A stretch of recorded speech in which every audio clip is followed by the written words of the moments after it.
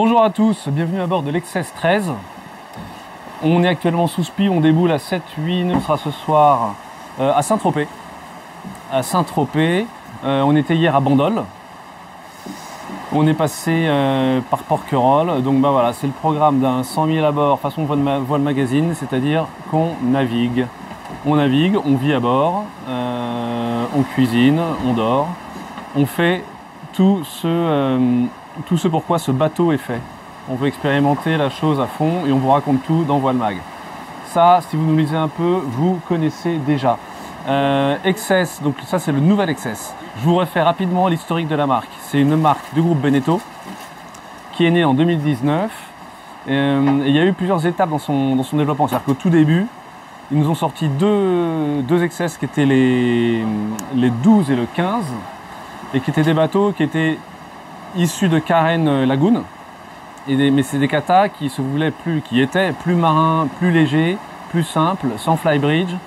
Donc le programme c'est ça, c'est faire des bateaux, des katas qui soient vraiment marins. Oui, on peut naviguer sur un kata confortable et bah, voilà, c'est exactement ce qu'on est en train de vivre actuellement et se faire vraiment plaisir sous voile quoi. C'est ça l'idée. Et alors pour faire la suite de la petite histoire, plus tard il y a eu l'XS 11 en 2021 et l'XS 14 en 2022. Et donc là, ils ont passé une première étape, c'était des développements, c'était des natifs XS. C'était plus issu de la gamme Lagoon, c'était vraiment des bateaux pensés dès le départ pour ce programme et cette philosophie-là. Et aujourd'hui avec l'XS 13, ils passent encore un autre cap, c'est que ce ne sont plus des plans VPLP comme tous les premiers XS et comme tous les Lagoon depuis le début de la marque Lagoon, mais c'est un plan lombard. Donc on a encore changé de braquet donc chez XS. Et voilà ce que ça donne. Donc on va faire un petit tour sur le pont. On va aller voir à quoi ça ressemble devant. Donc là on retrouve un peu les codes couleurs de la marque, l'orange. D'ailleurs nous avons ici le designer qui est autre que Jean-Marc Piaton qui est à bord avec nous, qui a fait tout le design intérieur. Les postes de barre avec les bancs qui se soulèvent à la verticale au mouillage. Et après on ouvre les plateformes de bain basculantes, un peu comme sur les monocoques en fait. Ce qui fait que là, la jupe est complètement fermée, ce qui peut être extrêmement sécurisant si on navigue avec des jeunes enfants ou de façon générale cet espace du cockpit il est clos quoi, il est sécurisé. Et ça c'est pas mal. Bon, je vous fais pas l'article, ça, les bossoirs pour l'annexe, c'est du classique, c'est extrêmement pratique, c'est vraiment du classique de la croisière en kata.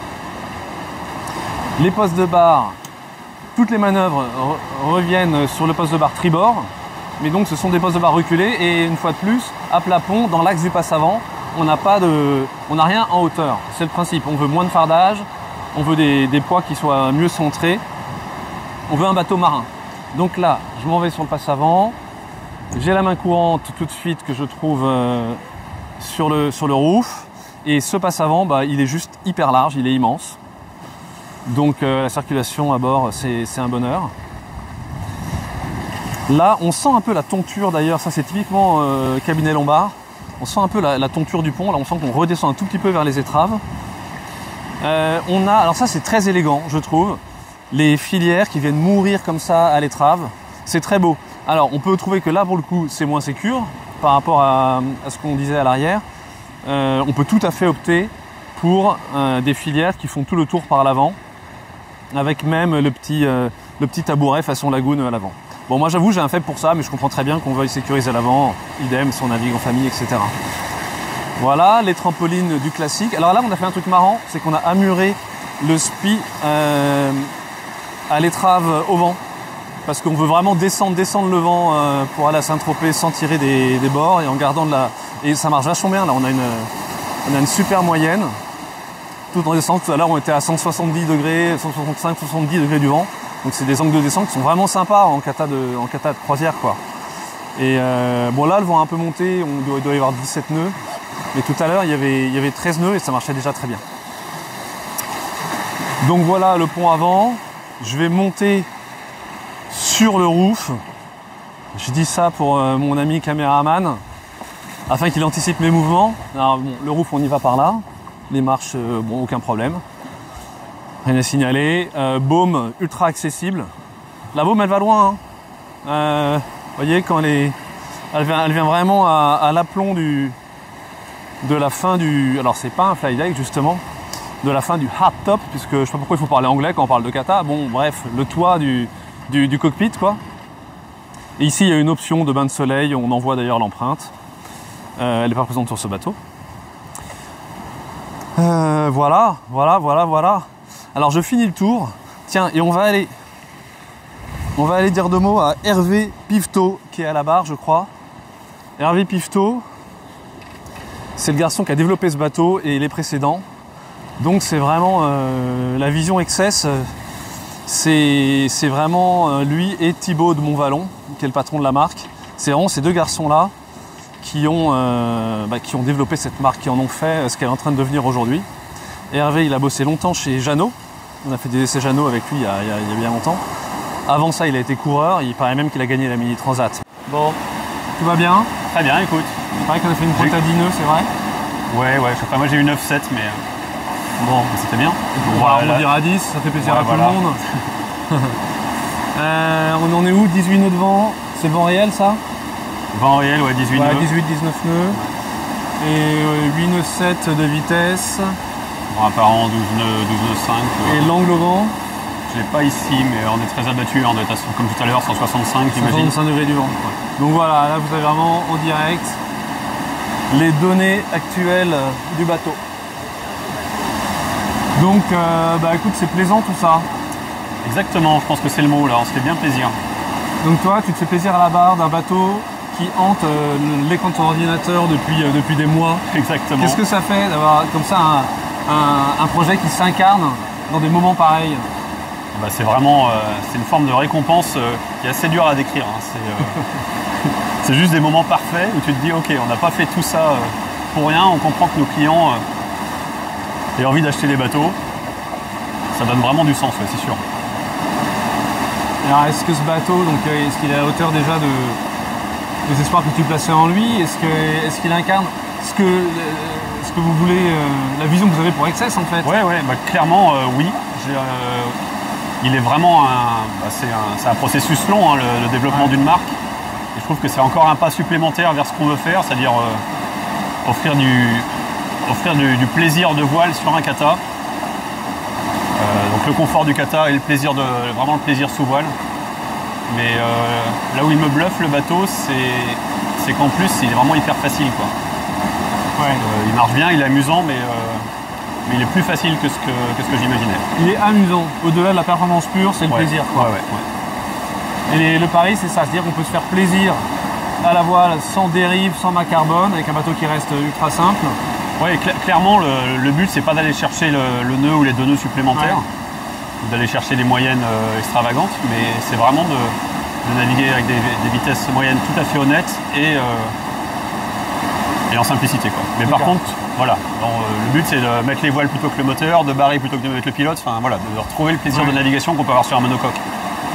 La plupart de nos clients viennent du monocoque et c'est vraiment le but, quoi. 10 nœuds 1. Ah, ça y est. Je t'écoute, mais en même temps j'ai un œil sur la vitesse. Non, en fait c'est vraiment une question de là où on place le curseur, il y a le plaisir. Et le curseur, donc je vous le disais, pas de dérive, pas d'extravagance, mais des bonnes perfs. Et à l'inverse, on n'est pas du tout obligé d'avoir une clim, un flybridge. Non, voilà, c'est vraiment des arbitrages. Et 3 freezers pour être confortable à bord, quoi. Exactement. C'est vraiment bien. C'est-à-dire avoir ce qu'on appelle les prérequis de confort, que sont l'ergonomie, que sont le fait d'être de plein pied sur un kata, la stabilité, le volume à vivre, tout ça c'est hyper important. Par contre, le confort, ce qu'on pourrait appeler du confort type maison, effectivement des grands frigos ou la clim, etc., on va plutôt laisser ça à des marques qui sont moins orientées vers le plaisir de naviguer. Bon, en tout cas, nous pour l'instant on valide. Hein. Ouais, ça te plaît. Écoute, il nous en reste quelques-uns à vendre, il n'y a pas de problème sur l'année prochaine. Non, c'est des journées, c'est vrai, c'est des très belles journées où ces bateaux-là sont vraiment à leur avantage. Et tu vois, vu d'ici, vu du poste de barre, je trouve que tu as vraiment une courbe du pont tu retrouves le coup de patte, le coup de crayon plutôt du cabinet Lombard. Ouais, tout à fait. On retrouve vraiment le coup de crayon, mais en plus, il y a aussi des raisons purement pratiques, qui étaient à la fois d'avoir de la hauteur Subaru, évidemment, au milieu de la coque où on en a besoin, Ouais. mais aussi garder une très bonne visie proche de l'étrave. Donc quand tu es debout, en fait, le fait d'avoir une étrave basse, tu vois beaucoup mieux ce qui se passe devant. Et bon, la visie du poste de barre, c'est vraiment un point sur lequel on veut travailler et appuyer, parce que avec les vitrages transparents, on a quand même une super bonne visie. Et c'est important de le montrer. Ok, bah, je te laisse te concentrer à la barre parce que là tu es quand même tombé à 7 nœuds 8. Pardon. C'est intolérable. Non, merci beaucoup. Je t'en prie. Hervé, Merci à je te toi. reprends ton petit micro. Je t'en prie. Et est-ce que j'en profiterai pas pour poser deux petites questions à Bien sûr. Monsieur Piaton? Jean-Marc, tu peux venir me voir? Moi je viens te voir. Je viens te voir à l'intérieur. Je te donne un micro. T'es ok? Bah oui, bien sûr. Allez. Ça dépend ce que tu vas me demander. Bah, je vais te demander, qu'est-ce que je vais te demander? Je vais te demander si t'es bien dans ce bateau. Ah oui, bah... je suis très agréablement, non pas surpris, mais je suis content, on est content du bateau. Et c'est pas toujours le cas quand Ouais. tu termines un projet, vous voyez des trucs qui sont pas à la hauteur. Là, je trouve que par rapport à ce qui était souhaité, on y est. C'était quoi le brief? Ce qui était souhaité? On a un brief finalement pas si facile que ça, c'est comment optimiser tout sans changer la marque et le style. Mhm. Donc il ne s'agissait pas de l'inventer, mais d'optimiser tout ce qui pouvait l'être pour faire que ça reste un excess et que ce soit mieux qu'avant. Et ce qui nous a pas mal aidé, c'est de faire une étude qui est un vieux réflexe qu'on a, c'est d'écouter une trentaine de personnes nous parler de la marque. D'accord. Et des journalistes, donc des gens comme Ouais. toi, évidemment des clients, concessionnaires, clients particuliers, et en interne. Et tu demandes pendant une petite heure aux gens de parler de la marque. Et c'est ça qui est un extrêmement bon outil pour savoir ce à quoi il ne faut pas toucher et là où il y a des marges de progression possibles et attendues. Donc toi, en tant que designer, tu vas loin dans l'identité de la marque et dans la philosophie du bateau. C'est pas juste ergonomie, attention, faut pas qu'on se cogne le genou sur le tiroir quand il est ouvert. Enfin, je veux dire, ça va quand même... Il y a on a deux guides vraiment clairs. Le premier, c'est qu'on dessine pour une marque et pas pour nous. C'est-à-dire que je prétends pas et on ne cherche pas à avoir un style. On ne devrait pas être reconnaissable d'une marque à l'autre. Ok. Et ce qui nous guide, c'est évidemment fonctionnalité, parce que sur un bateau, c'est quand même prioritaire, et une forme de simplicité, parce que je pense que less is more marche bien dans notre Less is métier. more, C'est pas surchargé, c'est c'est le leitmotiv de la marque. oui, peu de choses va aller au En français, on appellerait ça la sobriété, en somme. voilà une sobriété Heureuse. qui finit par donner de l'élégance. Ok. Voilà. Et s'il y avait, parce qu'on parlait hier d'une fameuse méridienne sur un autre bateau d'une autre marque sur lequel tu as travaillé, s'il y avait un élément de ce bateau que tu aurais envie de montrer, qui pour toi résume un peu l'esprit du bateau? Bah, il y en a peut-être un et demi. C'est cette assise qui ne se termine pas. Ah bah oui, je t'en parlais tout à l'heure, attends. Et Je te remets ça. Il tombe. Ouais. Alors, l'assise dont parle Jean-Marc, c'est ça, qui ne se termine pas, tu dis. oui, bah, tu vois, fallait. Ouais. C'est Elle là accompagne, le voilà. petit retour avant le Voilà. poste Voilà, navigateur. qui hein. accompagne au lieu de se retourner simplement. C'est un petit détail, mais Et ouais, tu t'assieds plus confortablement. t'es bien calé, Ça donne un petit peu de style. c'est sympa.